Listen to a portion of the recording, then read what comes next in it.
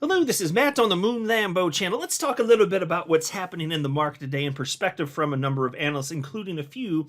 I think I got 4 different chart analysts talking specifically about XRP, including one who says, got some 2017 vibes here. And if you know what happened in 2017, and I'm willing to bet pretty much all of you do, reason to be excited. That was when the blow-off top happened for XRP, ultimately setting an all-time high. And so I know we're just still range-bound in the crypto asset class, but we won't stay here forever. There will be a break, a dramatic one, to the upside or the downside at some point. And I'll say, even if we do in the interim see a move to the downside, I won't care. I'm still going to be partying and having fun here. Like I'm having a great time even in bear markets, to be honest with you, because I know that the trend over years and years and years is up. And I've experienced that firsthand over the last 6.5 years that I've been in crypto now. That's going to persist even despite bear markets. So even in the interim, if we do have something like that, understand we're still in a bull market. It won't stay there. And if you just look at various metrics, which I will continue to highlight on this channel, which tons of chart analysts highlight, I think it'll help to give you some confidence in terms of what is probable. Though, of course, nobody can know for sure what's going to happen in markets. There can always be black swan events, so on and so forth. But there's tons of reasons to be genuinely optimistic that the best is yet to come, and the second half of this year is going to be even better than the first half of 2024. And I know we've been moving sideways the last few months, but 2024 has been an incredible year for crypto so far. But before going further, I do want to be clear. I do not have a financial background of any kind. I am not offering financial advice. And you definitely should not buy or sell anything because of anything I say or write. I'm just an enthusiast who enjoys making YouTube videos about crypto-related topics, but just as a hobby and just for fun.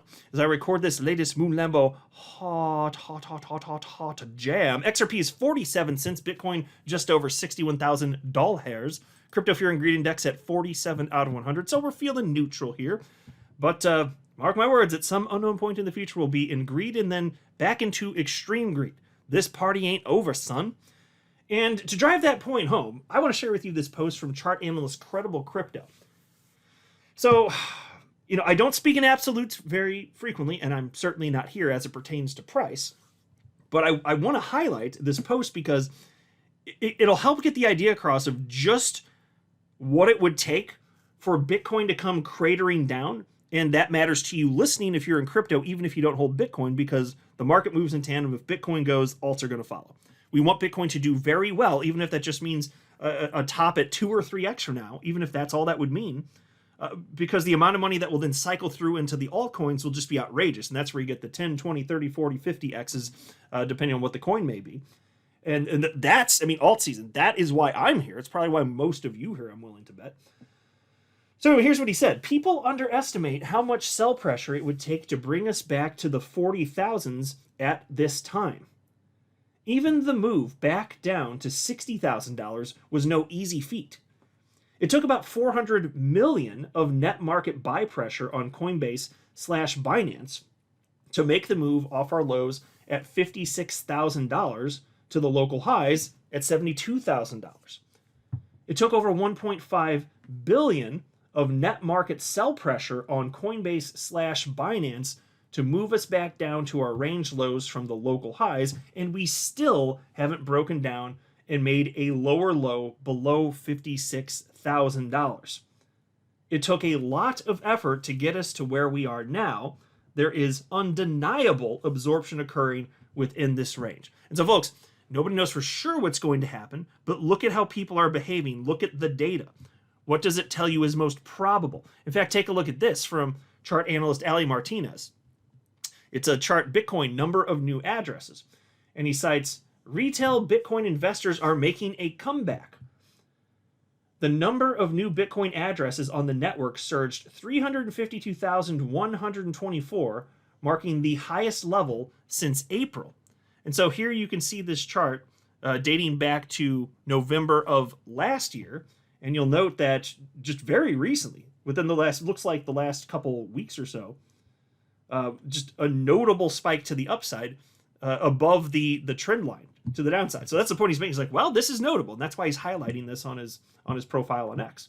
So again, it's just one more thing to look at. And no one metric is the end all be all, in my opinion. But it's like, put it all together, like pieces of a puzzle. and you can come to your own conclusions about what makes more sense. But I keep following all of this and seeing metric after metric after metric and seeing how humans have behaved in the past when metrics looked very similar, and it causes me to believe that what's most likely is a massive move to the upside.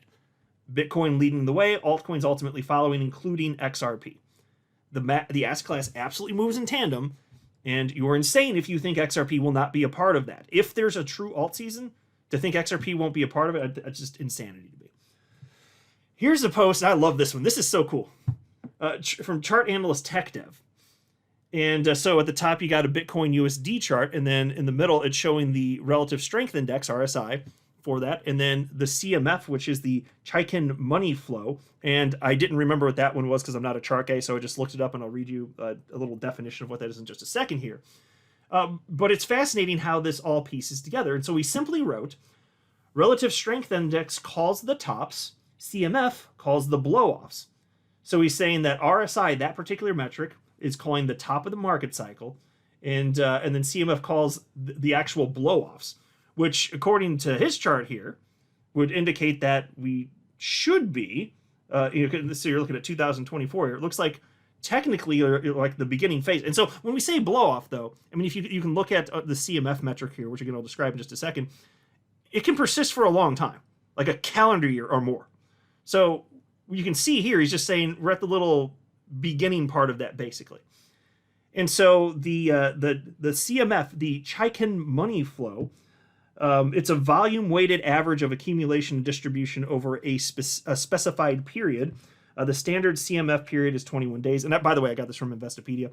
The principle behind the Chaikin money flow, and this is the part that matters, is the nearer the closing price is to the high, the more accumulation has taken place. And so it shouldn't be surprising, given that he's citing, hey, this indicates the blow-off top, and this metric is tracking accumulation. That's why he's saying that.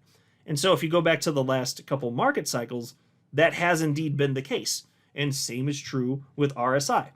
The RSI, it's marking oversold territory.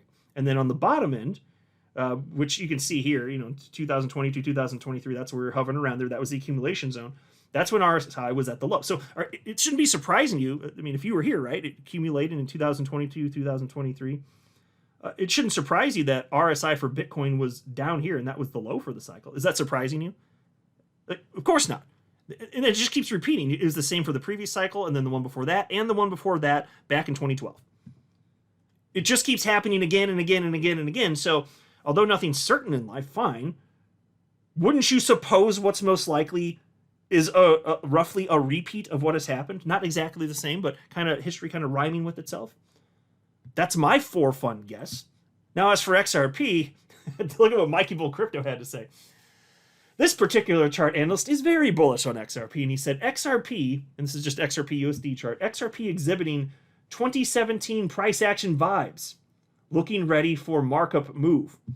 And I understand that some of you will be like, yeah, we've been hearing stuff like this for a long time. Well, yeah, that's because accumulation periods and consolidation can last a very long time. That is what we're in. It's easy to argue that XRP has been in consolidation for about 6.5 years at this point. And yeah, I think that it would have burst to a new all-time high last market cycle if not for the SEC. So I think that's an example, a rare example of real-world actions negatively impacting what's happening with the price of a cryptocurrency. But, I mean, that's real life.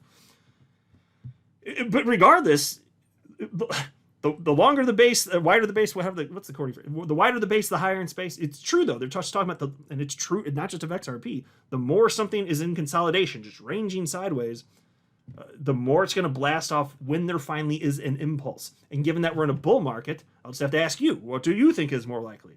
Because I know that I think what's most likely is a move to the upside. Here's a post from chart analyst Joe Matoshi. He's bullish on XRP. Now, this one sounds cryptic on the surface, but he's showing an XRP BTC chart, and he wrote, something, XRP BTC. And without context or knowing any of his other posts, you could just look at it and be like, okay, but what's the point? What's he trying to make? And it's the same as a lot of analysts I've highlighted over probably, I guess, the last 2 days in particular now. I've probably found at this point like 7, 8, or 9 different analysts being like, no, guys, for real, look at XRP BTC. Like, this is probably the bottom. I like that, those types of posts, and I've shared a lot of them on my channel. I'm seeing even more of that today. That's why he's posting that. And other analysts responded. For instance, here's a post from Charting Guy. He's got the little thinking emoji, and he shared his own post from June 24th about XRP BTC. He said, rally pending, T minus 6 weeks or less. And so he's optimistic this thing's really going to start going. XRP priced against Bitcoin. Here you have a post from Crypto Insight UK. Well, actually, let me start with this one, because he reposted that and said, I've been warning you all. And he's been talking about this too. He's like, this could be a sign this thing's probably about to go. And then in a separate post, he responded to chart analyst Joe Matoshi and wrote, to add to that, brother, check the XRP dominance chart. And he shared one of his posts also from June 24th, and he wrote, XRP dominance, very interesting. XRP dominance bouncing above all-time lows, then breaking a 210-day downtrend, whilst the weekly RSI starts to come out of the oversold area. And that's the chart that he shared right there. Isn't it interesting, the confluence of events here? I'm telling you, historically, the market for XRP has always found a bottom against Bitcoin, and then it just has massive impulses to the upside. I am fully anticipating that this market cycle. Unless there's an actual black swan of it, but other than that, if we're going to have a real go at this, XRP's going too. Why wouldn't it? There is no logical argument I've seen to think that would convince me. I haven't seen anything convincing that. No, the rest of the market's all going to move in tandem, but just this one coin XRP, it's just not going to. Because reasons. Always because reasons, folks. So, I understand, I'm having a good time, and I love tracking this on a daily basis, and if you're here in what some would call the doldrums while stuff's ranging, then you're hyper interested in crypto just like I am, so kudos to you for having the resilience and the interest at the same time to follow through with all this. But we won't be here forever. As fun as it is to track this on a daily basis and talk about this stuff, and it is, the most fun times are yet ahead. I'm very optimistic for the rest of this year. I'm not a financial advisor. You should not buy or sell anything because of anything I say or write. That would be a very, very, very bad idea. Until next time, to the moon, Lambo.